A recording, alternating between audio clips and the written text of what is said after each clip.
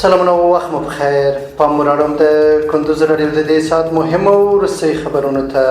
نن دوشنبه د مرغومې 9مه نیټه ده چې د 2025م کال د دسمبر له 10مې نیټې سره سمون لري. روانه خبري غړي درته زه عبدالجلیل احساس وړاندې کوم. خو په پیل کې هم د څو مهمو خبرونو سرټکي.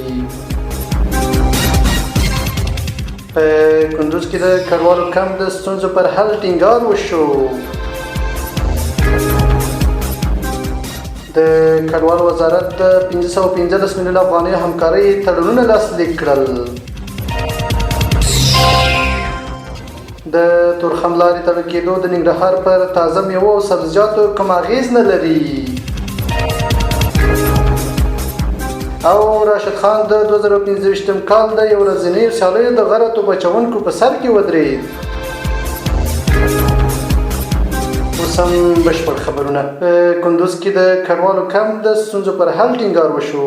د پیښو پر وړاندې د چمتووالي او مبارزې د ملي ادارې د پیښو د همغږۍ مرستیال ملا عبدالولي وارث کندوز ولایت ته د رسمي سفر پر مهال د کډوالو یو کمپ څخه لیدنه وکړه او د هغوی د اساسي اړتیاوو د پوره کولو پر ارزښت ټینګار وکړ. د دې لیدنې پر مهال د پیښو د همغږۍ مرستیال ملا عبدالولي وارث د ولایت له مقام سره په همغږۍ د کډوالو په کمپ کې د 5 وخته لمونځونو د ادا کولو او د کډوالو ماشومانو ته د قرآن کریم د زده کړې په موخه یو خیمه نصب کړه.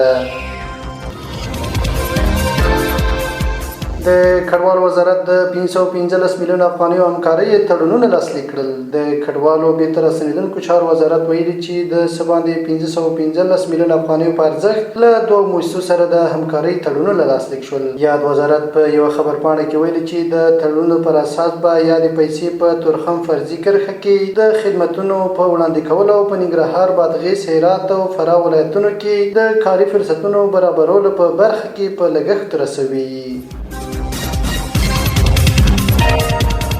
د تورخم لارې تړل کېدل د ننګرهار پر تازه میوو او سبزیجاتو کوم اغېزه نه لري. د پاکستان له لوري د تورخم لویې لارې له نږدې 3 میاشتو راهیسې تړل کېدو وروسته هم په ننګرهار کې پر تازه سبزیجاتو او میوو کوم اغېزه نه ده کړې. د تازه میوو او سبزیجاتو د اتحادیې مسؤلین وایي دغه ولایت تر ډیره په دغه برخه کې پر ځان بسیا شوی او وارداتو ته اړتیا نشته. سوداګر هم وایي چې سږکال د سبزیجاتو تولید زیات شوی او دغه ولایت محصولات د پاکستان پر ځای د نور ولایتونو ته لیږدول کیږي. سوداګر په دغه ولایت کې د سبزیو ساتنو په موخه د سړکونو د جوړېدو او زیاتوالي غوښتنه کوي. د ننګرهار د کرنې ریاست مسؤلین وایي په دغه ولایت کې د خصوصي سکتور په همکارۍ یو شمېر سړکونه جوړې کړي چې په نږدې راتلونکي به په 1000 جریبه ځمکه د نویو سړکونو د جوړولو چارې هم پیل شي.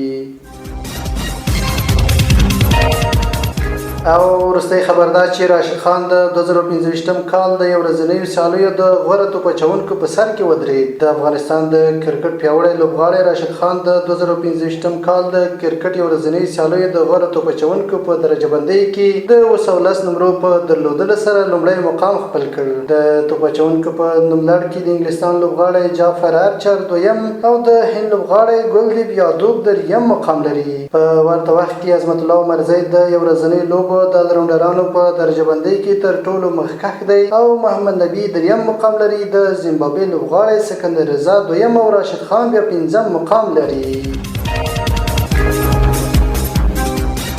دا د دې مهال مهم او وروستي خبرونه. تر بیا ښه وختونه لوی الله مل شه.